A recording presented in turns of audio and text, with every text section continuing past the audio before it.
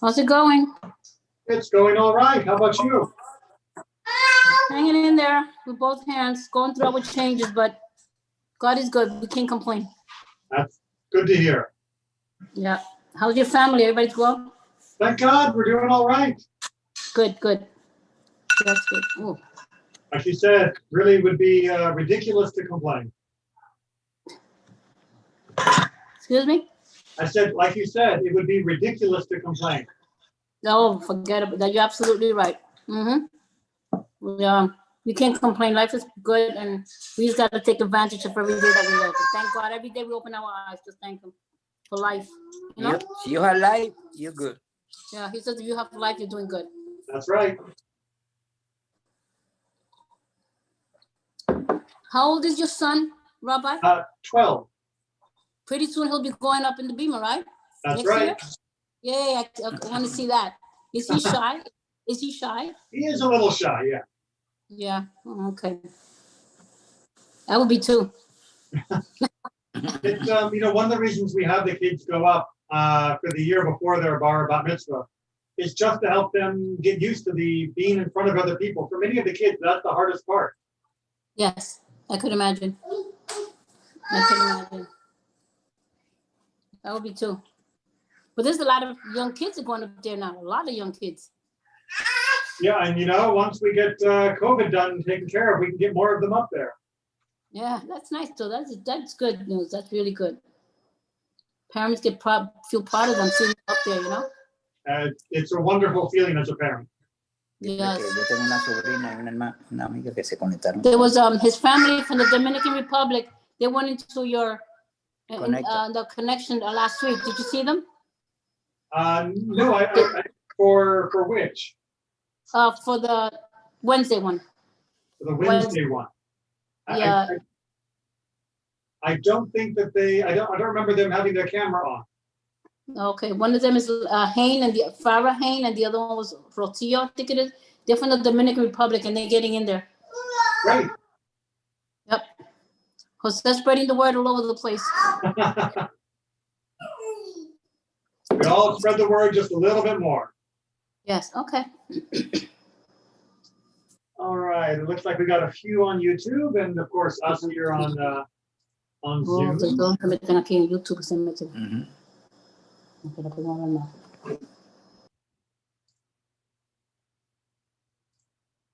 So we're going to go ahead and get going because it is 7:02, and I think we can go ahead and begin. All right, so we are in chapter 3 of Yevamot, and we took a little break from some of the confusing families at the end of chapter 2. Chapter 3, we're going to do more confusing families, just giving you fair warning. Hold on a second, someone else coming in. Giving you a little fair warning, a few more confusing family situations. But I think with everything that we've had so far, with our practice in chapter 2, I don't think chapter 3 is going to give us too much trouble. The ideas and concepts are pretty similar. We're just going to be dealing with some extra circumstances. One thing I want to say in the beginning is chapter 3 is a perfect example of how in Jewish law or in life, little details matter. Sometimes we will read something and act like we know everything that it's going to say, we know what it's about, but it turns out the details can be very important. I was just having a conversation with my son about a streamer controversy on Twitch, and the details matter in order of understanding who's right and who's wrong in different circumstances. And in this, the first one we're going to begin with is going to sound really, really similar to what we did before.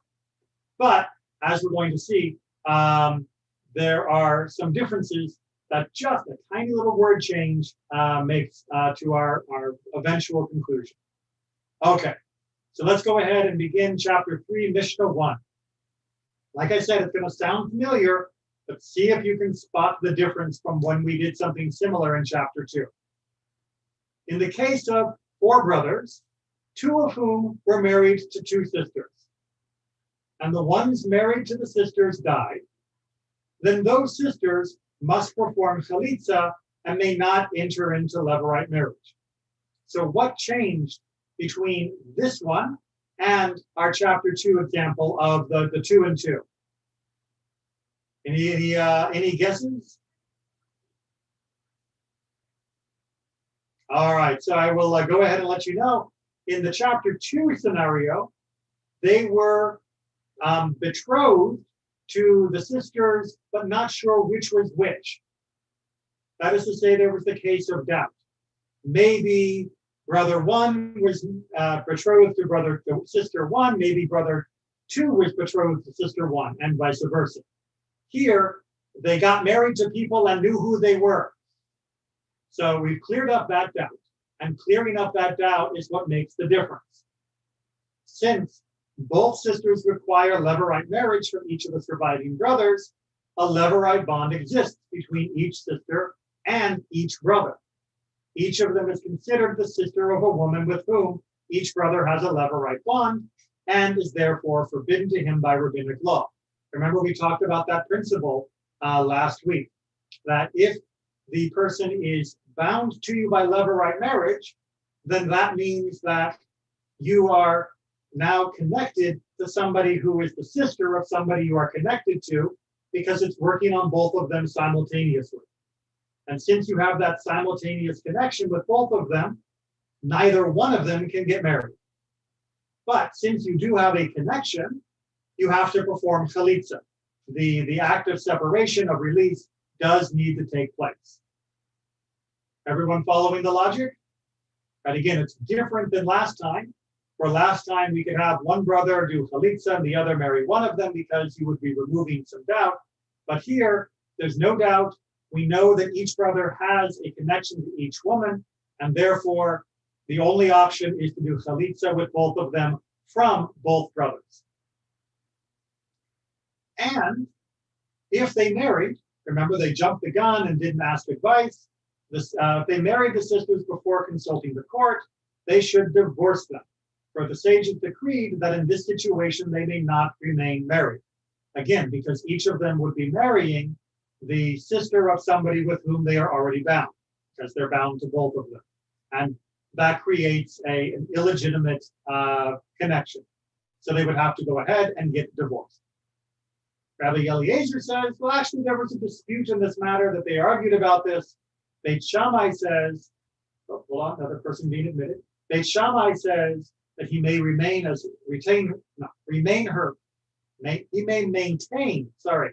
what I said about reading the word rather than reading the word you think is there. He may maintain her as his wife. Beit Hillel says they must divorce them. So the idea here is that Beit Shammai says there is enough room that if they went ahead and got married anyway, despite that it not being the appropriate, that since it was done, and there isn't enough room because of the original presumption to dissolve the marriage, whereas Beit Hillel says, no, they still got married illegitimately because they were marrying somebody who was the sister of the one they were bound to, and therefore divorce is the only option. Questions or comments then on this first Mishnah?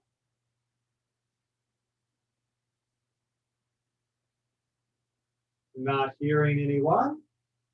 See, everything we learned last week made this a little bit easier. All right. Let's go ahead then and move on to Mishnah number 2. If one of the sisters was forbidden to one of the brothers due to a prohibition against forbidden relations, remember what we called erva before, that is to say, she is a relative that he is not allowed to get married to because of the closeness of their connection. For example, because she was a relative of his wife or a relative on his mother's side, then he is forbidden to marry her, but permitted to marry her sister. So what's happening here? Because she is his close relative, she is exempt from the levirate marriage with him, and therefore she is not bound to him with a levirate bond. Consequently, her sister is not considered the sister of a woman with whom he has a levirate bond, and he is permitted to enter levirate marriage with her. So we still have the same 2 brothers, same 2 sisters, but one of the brothers is not able to marry one of the sisters because of this erva. Since that forbidden relationship means that he could never marry her, no levirate connection ever begins. There's never a moment where they get bound together, and thus there's no need for dissolution. But more importantly, because of the sister issue, that means the remaining sister, with whom he does not have a forbidden relation, she is not the sister of a sister that he is bound to. Therefore, he is allowed to marry the sister that is not connected to him through the forbidden relationship. So hopefully you can see how that changed the scenario. The forbidden relationship of one sister cancels her out as being even an option, and thus the remaining sister is free to be married or do chalitza if that is the choice with the remaining brother. Is that clear so far? All right, see, once you get the logic down, it gets easier. But the second brother, who is not a close relative of either sister, meaning the second brother does not have this erva prohibition, he is not related to a relative of his wife or a relative, or she to a relative on the mother's side. The second brother is forbidden to marry both of them. Indeed, for him, each woman remains the sister of a woman with whom he has a levirate bond. With the other brother, who has no conflict with one of the women, thus is bound to both of them, and that cancels both of them out for him. Make sense? Okay. Just roll this down to make it easier for me to look at. If a prohibition resulting from a mitzvah, remember we talked about that in the last chapter, this is the additional layer of rabbinically ordained prohibitions on women that you can be bound to, or a prohibition stemming from sanctity. Remember, that is the category of women that the Kohanim, the priestly class, is not allowed to marry. So if it's a prohibition resulting from a mitzvah or from a prohibition stemming from sanctity will be transgressed and one of the women marries one of the brothers, then her sister must perform chalitza and may not enter into levirate marriage. So we're getting both happening here. No marriage, but definitely chalitza. So the question is, why does she get both of those stringencies? As she is considered the sister of a woman with whom he has a levirate bond, right? In this case, the sister who is forbidden to the brother due to a mitzvah or due to sanctity is bound to the brother for the purpose of chalitza. So since these bonds of prohibition from mitzvah or from sanctity are rabbinically ordained, then the bond between the woman and the brother is created. However, it cannot be acted upon, because the bond created by the death of the brother is a Torah level bond, but the prohibition is a rabbinic level bond. So therefore, the prohibition from the rabbinic level means they can't get married officially, but the biblical bond for levirate marriage means they must do chalitza in order to be released. So you end up with both steps being important. No actual marriage, but a required chalitza in order to dissolve the biblical level bond that cannot be acted upon because of the rabbinic level prohibition. Again, it's not that it's a rabbinic prohibition for the sanctity issue for kedusha. It is that rabbinically you are not supposed to remain married under those circumstances. The rabbis acknowledge that a person could get married and the marriage would be a valid marriage, but they would lose their priestly status under those circumstances. So they fall under that same ruling in this case. Questions or comments on Mishnah number 2 while I have a drink?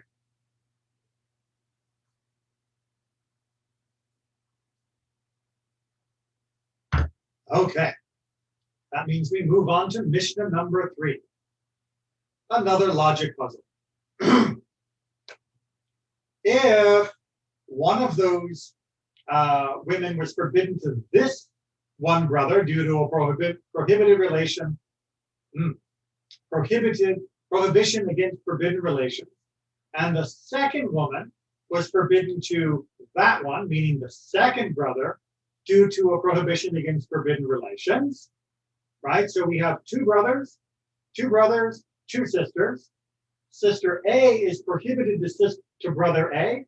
Sister B is prohibited to brother B.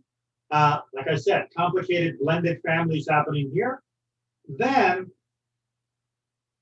she who is forbidden to this brother, to the first brother, is permitted to that, meaning to the second brother. And she who is forbidden to that brother is permitted to this brother, meaning that A would marry sister B and B would marry sister A. Now, what's happening here is that each sister is prohibited to one brother, therefore neither of them is considered to be the sister of the woman who is bound to the brother, the permitted brother by levirate marriage. So that frees both of the sisters up to marry both of the opposite brothers with whom they do not have the erva prohibition, the forbidden relationship. See? Makes perfect sense. And yes, if your family is crazy like this, God help you. And this is the case that was referred to when they said, when her sister is also a Yevamot, her Yevamot, right? Yevamot is the case where they are bound by levirate marriage.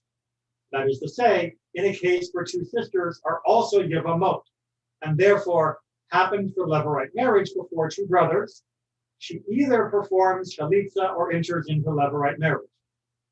Right? That seems to be the case. Now, how does that work?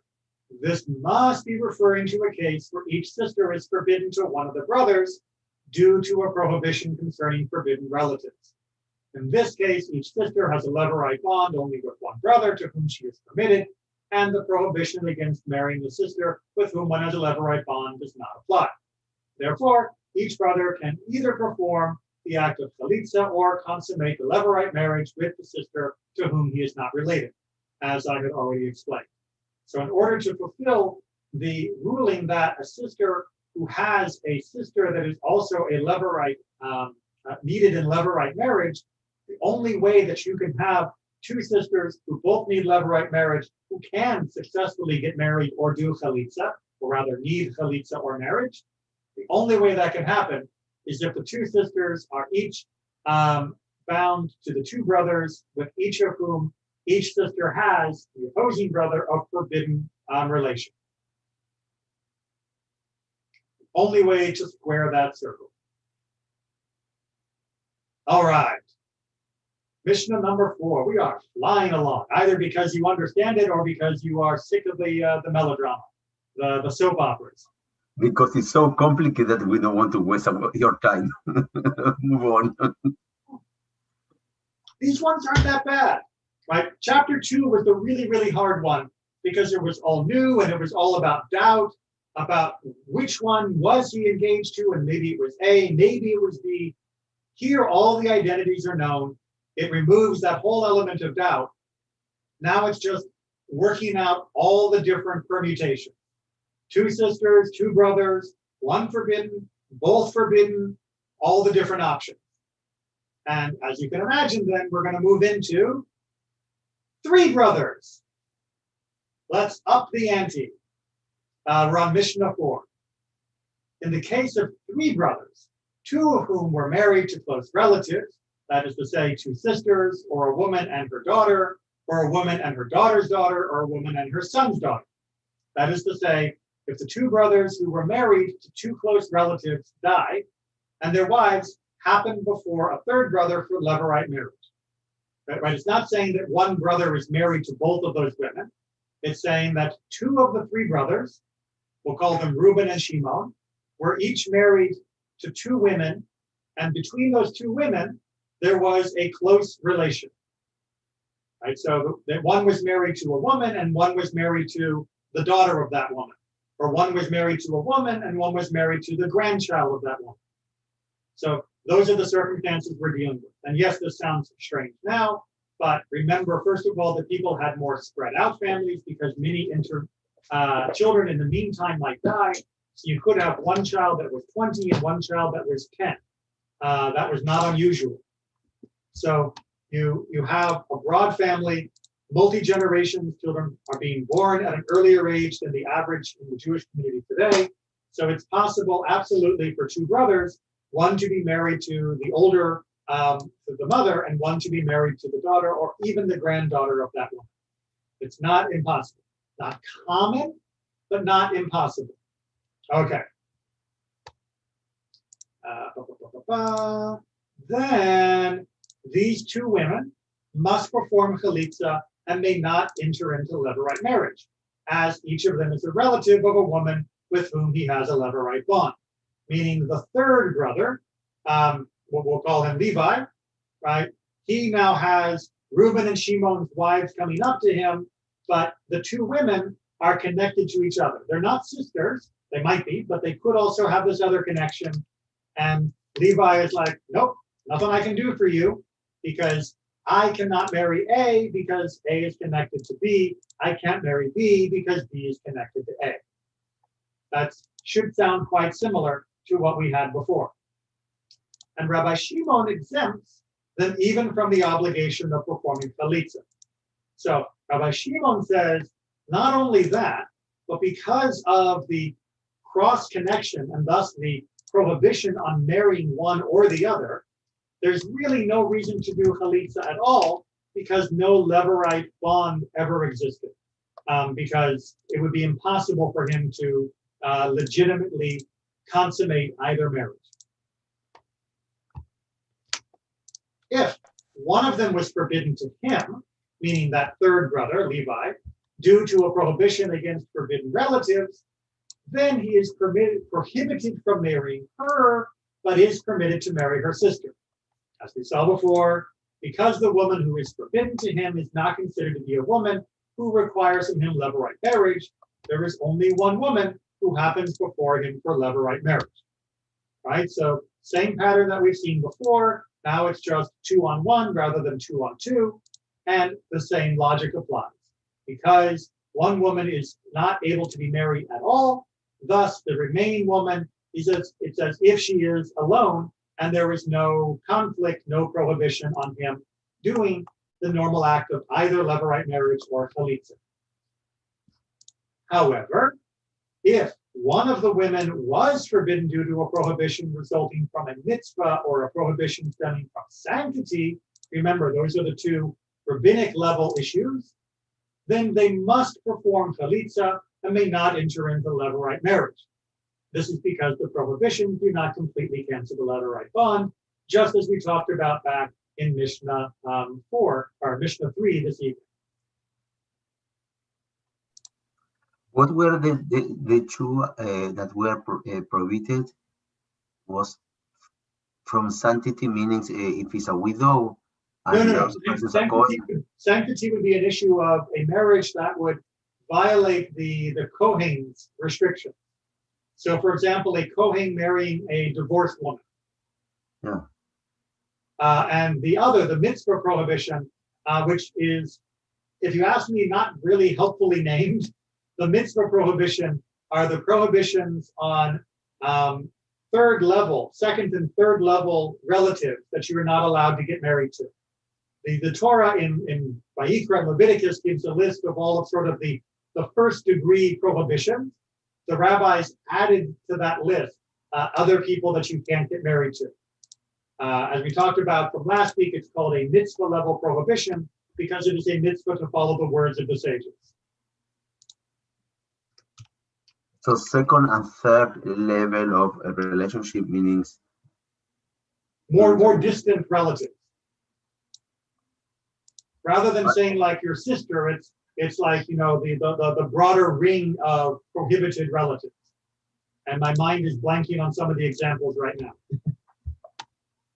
But if you want, I can look that up and send a list to you. Yes, please. And also you say that, and also the sanctity. The sanctity group or the primary group, the erva. Yes. Cohen forbidden. Perfect. Thank you.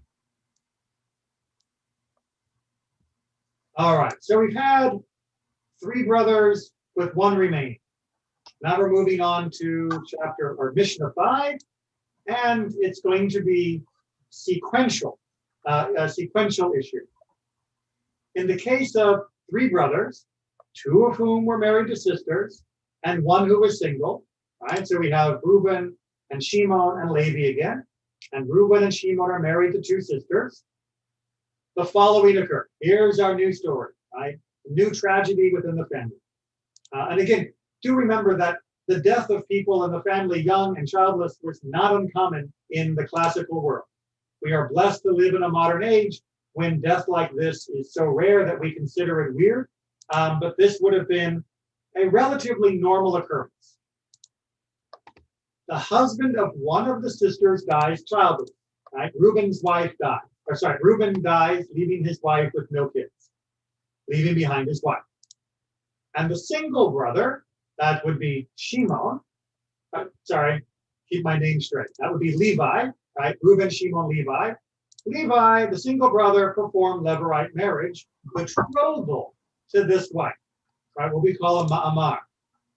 So the single brother performed the act of betrothal to the Yevamot, the woman who needs the Levirate marriage, but did not yet consummate the marriage by engaging in sexual intercourse. So let's make sure we understand the details here. He betrothed her either by giving her a document or by giving her the gift of some value and said, you are betrothed to me. But Levirate marriage, we know from our very initial discussion from the Torah verses, is only finalized by actual sex, by actual intercourse. So he has begun the process, and it would normally be considered a marriage, certainly under normal circumstances. But because it's a Levirate situation, they're not 100% married until they've been intimate with each other. And Rabbi, maybe we spoke about that, but I can't remember now. What happens if the person cannot consecrate the relationship with sex? Or because he's impotent, has sexual problems, or he's a nuco, or something happened? What happened in that situation? Well, as we're going to see here, in this particular case, it's actually giving an example of what happens if it looked like they had gotten married, but they didn't have intercourse. So this would apply in all those other circumstances as well. Again, for Levirate marriage, if it comes to a non-Levirate marriage, just regular guy and girl getting married, they are married from the moment that they actually do the, harayat, the declaration of betrothal. They don't need to consummate for it to be considered to be a fully binding marriage. Consummation is expected within fairly short order. There are some grounds with regards to if there's an agunot, if there's a woman who's bound, of whether or not she might dissolve it, if there had never been consummation, but that's harder to prove. But that gets off into a whole nother section. But in this case, we have brother 1, Reuben, dying, brother 3, Levi, marrying his widow, because remember, brother 2, Shimon, couldn't marry her because Shimon was married to her sister. But brother 3, Levi, begins the marriage process, but doesn't finalize it the way it's necessary for a Levirate marriage. Afterward, the second brother dies. And therefore, the second brother's wife, the sister of the betrothed, happened before the single brother for Levirate marriage as well. Okay. In this case, right, Beit Shammai says, second brother is the Shimon, right? Was the brother with the sister who was also the wife that was the sister. So now we have Levi having done I'm going to marry you to the first widow, and before he can act on it physically, there is a second widow that is appearing before him, the widow of his other brother, but that widow is the sister of the first widow. We got it? So he can't marry her because they are sisters. Well, so here's the question. Beit Shammai says his wife remains with him. That is, the woman he betrothed, the first widow, is considered like his wife, and he is not required to divorce her, right? I mean, yeah, he hadn't had sex with her, he hadn't finalized it according to the true Levirate Yevamot process, but he had moved far enough along the line that it is as good as a full marriage under Levirate issues, and therefore he's already married to her. So We don't have to worry about the new widow. If he didn't discover before that they are related. I mean, if he didn't know that that was a sister, Yeah. well, now we don't even, if you don't know who your brother is married to, I don't know. then you're not paying attention. Maybe they live far That from the town, and they never saw them. If we are doing a telenovela, let's do it to the end. Okay, so we have one brother who lives in France and the other two brothers live in Israel. Yeah. And the wife of the first brother, the brother dies, and the wife gets on a boat and starts traveling to France. And the wife of the second brother gets on the next boat because the second brother died. The first wife arrives and says, "Oh, I need to get married to you," but for whatever reason doesn't mention that her brother, that her sister is married to the other brother. I suppose it's theoretically possible, but let's deal with this issue, where he does know that they're both sisters, or the court at least knows that they're both sisters. Beit Shammai says, look, he's already begun enough of the marriage process that he's married to her, and therefore it's done. And the other woman, right, the second widow, leaves the Yavam as an exempt from Levirate marriage as a sister of a wife. That she's completely off limits because you can't marry your wife's sister, and therefore, problem solved, she goes free, no other action is needed. Beit Hillel says, being as he had not yet entered into marriage with the first woman, remember, first woman requires to finalize the marriage according to Levirate law, actual sex, he is required to perform Levirate marriage with both women. But he can't. Therefore, he divorces his wife, meaning the woman that he had already said, "I'm going to marry you," the first widow, the woman to whom he performed Levirate betrothal, but not consummation, he gives her a get with a bill of divorce, which nullifies the Levirate betrothal. Because he's going now to marry the second one that is closer. No. And by Chalitza, he nullifies the Levirate bond. And this sends away the wife of the second brother with Chalitza as well. So he marries neither woman fully. The first one he divorces, he interrupts the betrothal before consummation by divorcing her. And the second one he does, and then does Chalitza with her because he still has a obligation. But because the obligations now cancel each other out, he has to do Chalitza with both of the two widows. You know what? In this case, I tend to agree with Beit Shammai because if he can't do anyway, he will do Chalitza with the second one. And he already gave the betrothal and the beginning of the process of the first one. So finish the first, and anyway, do Chalitza with the second, and that's it. And you keep only one of the two sisters, not both. And that's it, done. So was he or was he not married is the question.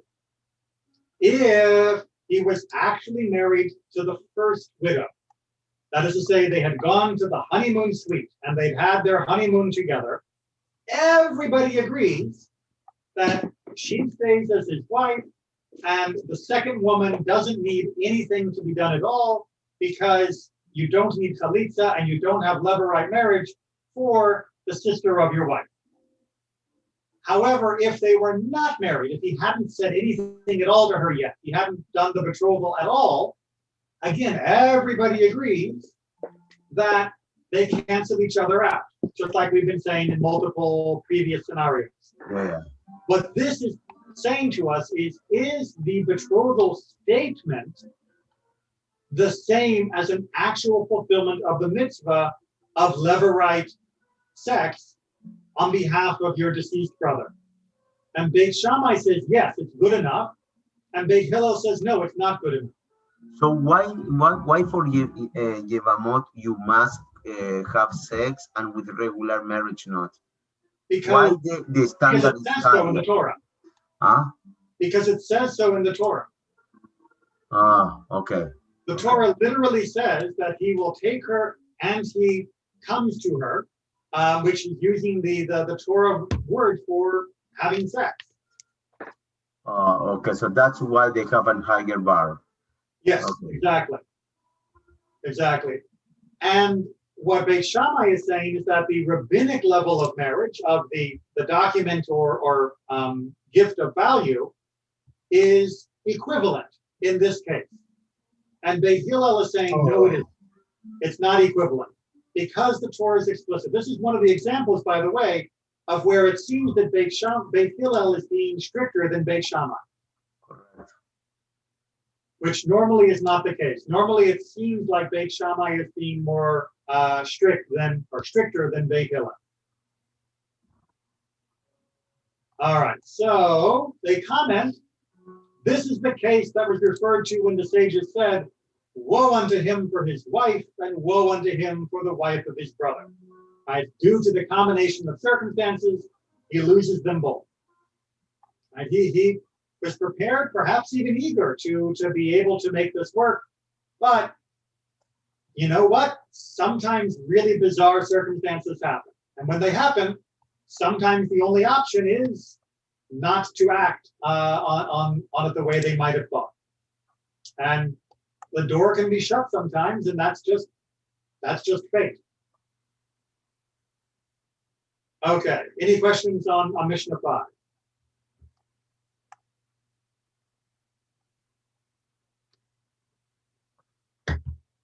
Okay, more sequential misery.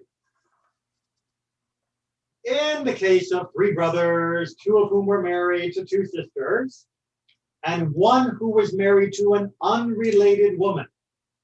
All right, all 3 brothers have wives. Reuben, Levi, getting my names mixed up. Reuben, Shimon, Levi. Got to go in the order of the brothers.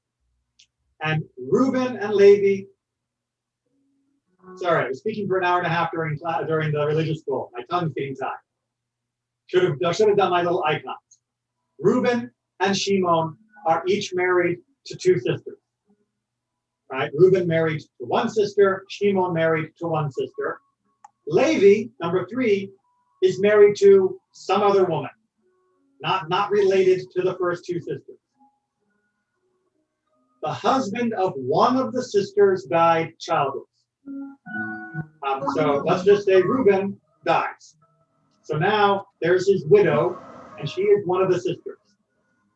And the brother who was married to the unmarried woman, unrelated woman, married. That is to say, he performed levirate marriage with the deceased brother's wife. So it's clear she goes to Levi because Levi is not the sister. Very, very clear. So now Levi has 2 wives. He has the first wife, who is unrelated to anyone. Correct. And he now has the woman that is the sister of the wife of his other brother, who's still alive, who's Shimon. And later, Levi dies now too. Right? So now Levi had brought in Reuben's wife, along with his own wife, who wasn't related to anyone. But now Levi dies, and he hasn't had kids with anyone. He hasn't had kids with his original wife, and he hasn't had kids with his sister-in-law from Reuben. So we say that if one is exempt, all of them are exempt. So also the sister and also the other one not related should be both of them exempt. Let's see. You've been paying attention. In this situation, both women happen for levirate marriage before the other remaining brother, right? So the 2 women now show up to Or Shimon, who's lost 2 brothers and has 2 widows showing up, one of whom is the sister of his current wife. The first woman is dismissed due to the prohibition prescribing the sister of one's wife, as she is the sister of this brother's wife. So, like we've been saying, you can't marry your wife's sister. The second woman is dismissed due to her status as the first woman's rival wife. Like we said way back in the first chapter.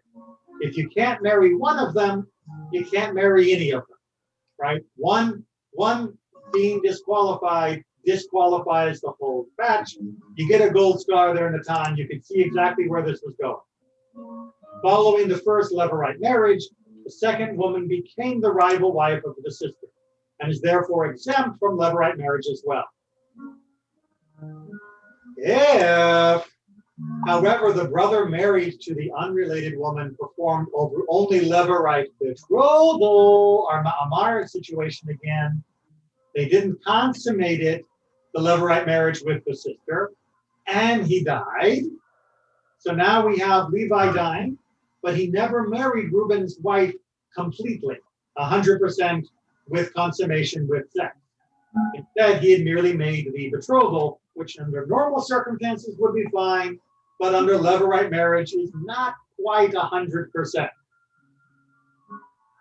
The unrelated woman, which is to say the wife, the original wife of brother number 3 of Levi, is similar to that of the sister rival wife. Must perform, did I skip a line? Yeah, no, that's right, must perform chalitza and may not enter into Levirate marriage, right? So because of the non-consummation, the unrelated woman, right, the wife number 3, her halakhic status with regard to Yibum is similar to that of her rival wife, even though there was this issue. But because there is doubt, right, because there is doubt, we have to do chalitza, and they may not enter into Levirate marriage. So maybe she's available, and thus you have to do chalitza, but maybe she's also the co-wife of the one that he performed the partial betrothal to, and therefore she's not allowed to get married to brother number 2, to Shimon. So she falls between both worlds, and thus both stringencies are used against her. She's not allowed to get married, but she has to get chalitza. She can't just walk away. All right. Sorry, not Mishnah, but the next part of this one. In the case of 3 brothers, 2 of whom were married to 2 sisters, and 1 who was married to an unrelated woman. Back to our original situation at the top of this Mishnah. The following occurred.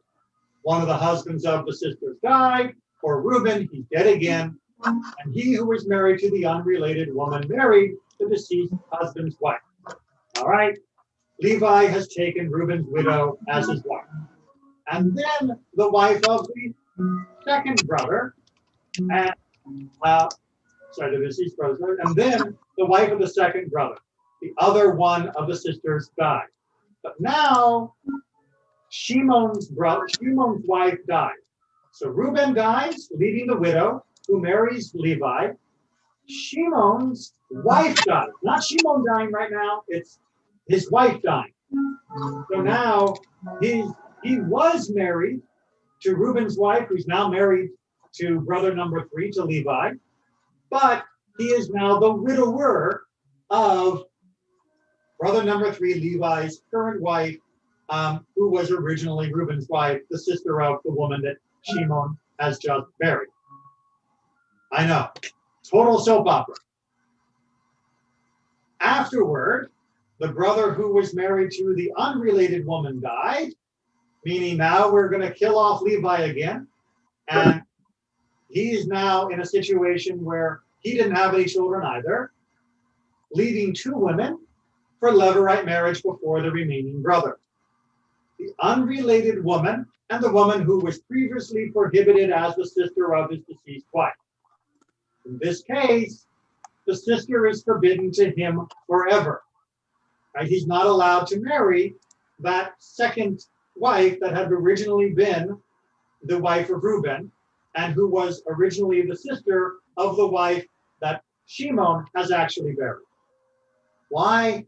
She is not forbidden due to her status as his wife's sister, as his wife already died, and one's wife's sister is permitted after the wife's death.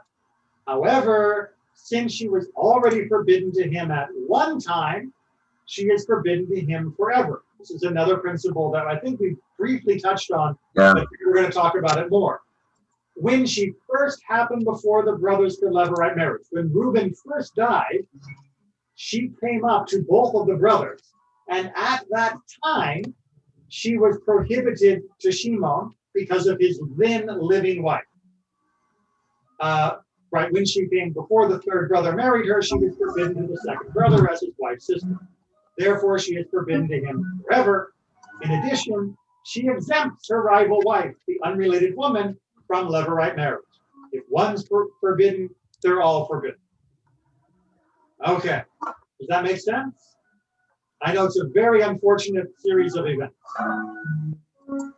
but the chronology, the timeline matters. Like I said at the very beginning, putting together the order of events makes a big difference.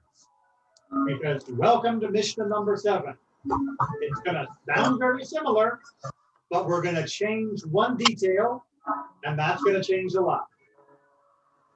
In the case of 3 brothers, 2 of whom were married to 2 sisters, and 1 who was married to an unrelated woman. Same family situation, Reuben, Shimon, Levi. The following occurred. They're giving them names now in this translation. Darn it. Because those are different names than the ones we've been using. Oh, no, that's okay. We'll work with this. Okay, we'll use the names that are in the translation just for being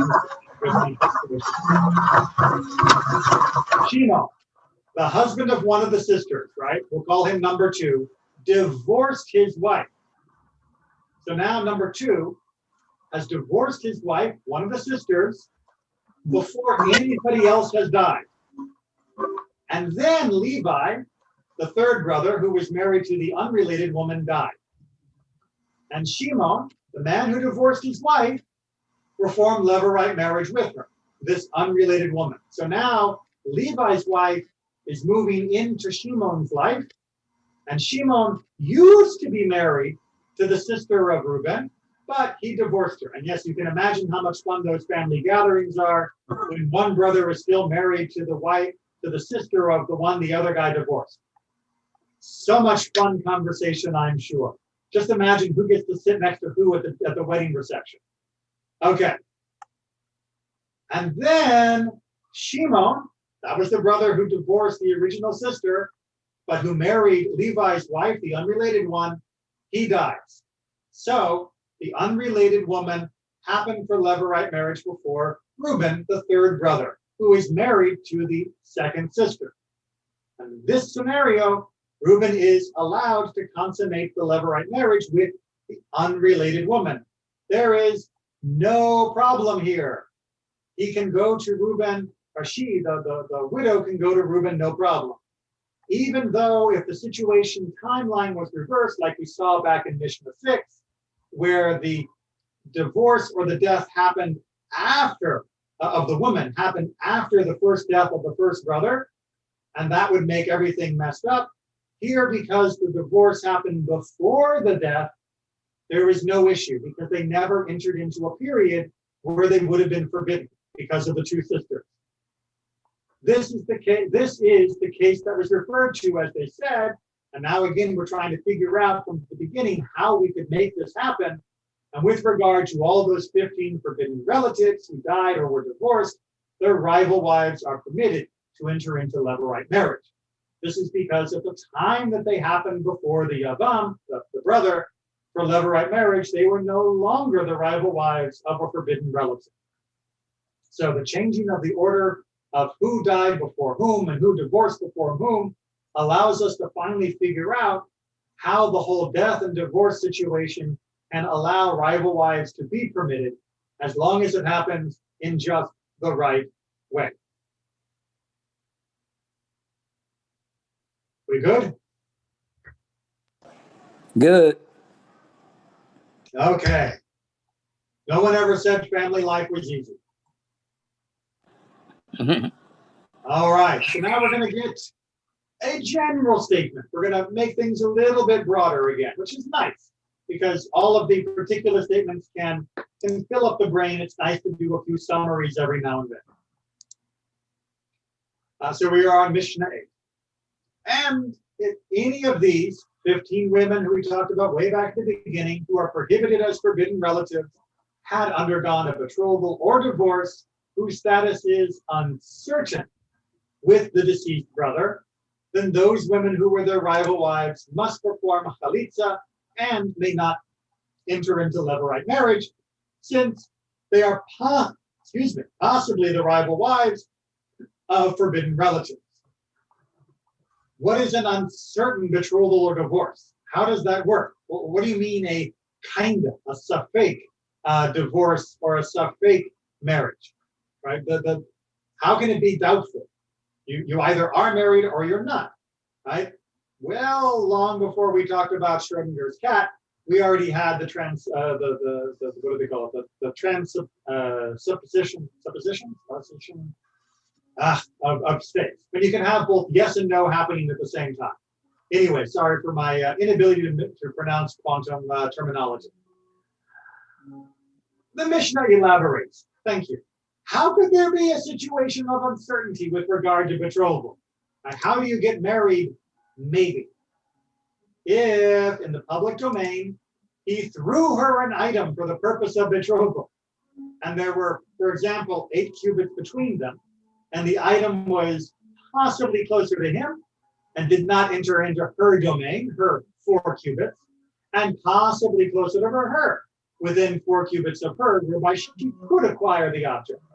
This is a case of uncertainty with regard to betrothal. All right, so the idiot, to make our life difficult, says, I want to get married to you, but right now it is COVID lockdown. So I'm going to stand 6 feet away from you, and you're going to stand 6 feet away from me, so we're 12 feet away from each other, and I'm going to throw you the ring. But he throws the ring, and it's boom, between them. But it's between them in a place that it's not 100% clear, is it closer to him or closer to her? They don't have a ruler. They can't tell exactly where he was standing. It's not clearly in her side. It's not clearly in his side. It's in the nobody's space in between. This is, by the way, why you don't get, engaged during COVID. You walk up, you give it to her, she accepts it. Don't do it like this, people. It only makes life hard for the rabbis. That's uncertainty for the betrothal, for getting married.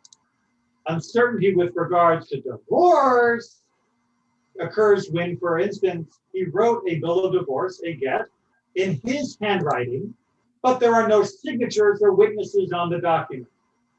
Or there are signatures or witnesses on the document, but there's no date written on it. So we don't, again, these are things that would make it normally be suspect. What's happening if they have signatures, but you can read the signatures clearly? Because maybe and water was a drop of water fall on the ketubah, raise part of the quality. On the get. It's not the ketubah, it's the get. Okay, or the get, yes. Well, the laws are different between a ketubah and a get. The get is more exacting, more precise.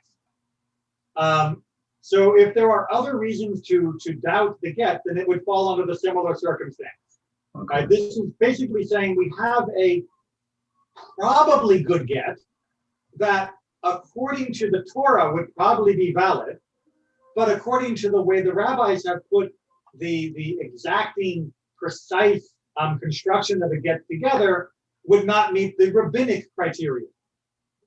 For example, as well, the date is written, but there is only the signature of a signal witness. Right? For the Torah, all of these cases would probably be considered a valid divorce. But according to the rabbis, that's not the way we do a get. They instituted certain, we'll call it quality controls, certain restrictions to make sure that the get would not be iffy, and therefore you wouldn't accidentally allow people to remarry when they were still married to their original spouse. So in those situations, the rabbi will not accept the get.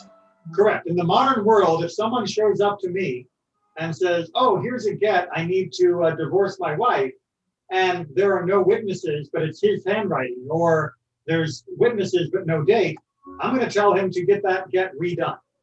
I'm not accepting that get to perform the divorce.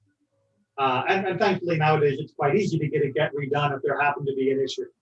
But everybody knows about those issues, and so we don't have this problem nowadays, because the people who write a get, no one's writing it in their own handwriting. Everyone is doing it very carefully with an official sofer, or an official scribe, who is doing it according to all of the details. It's a job that, for example, I would not feel comfortable writing a get. There's a lot more I need to study and learn before I would be comfortable saying, yes, I can write a get on behalf of someone. So whenever somebody needs a divorce, we outsource it. For example, Israel. I know people who write gets, we contract them, and we go through the ceremony to have them write the get. And then it explains, since there is doubt as to whether these three kinds of bills of divorce are valid, a woman who was divorced through one of them is only possibly divorced, and so this case is called uncertainty with regard to divorce. And so in all of those cases, right, if we would go back to our ruling that they would do a chalitza, but not allow a levirate marriage. So they're connected enough to need release, but they're not connected enough to go ahead and say, yes, it is okay to get married. So they work free. They end up going free, yes. All right, I'm trying to see. This is another longish one. You know what? We're going to go ahead and stop here at Mishnah number 9. So we'll pick up at Mishnah 9, and then we'll go into Mishnah chapter 4 next week. It's only like 9 and 10 left, I think. There's not much left, and that we'll start off here next week. Okay, thank you so much. Any final questions on Yevamot for this evening? All right. Then take care, everyone. Thank you for studying. I hope it's been stimulating and not too frustrating. Okay. Okay, good night. Take care, everyone. Be well.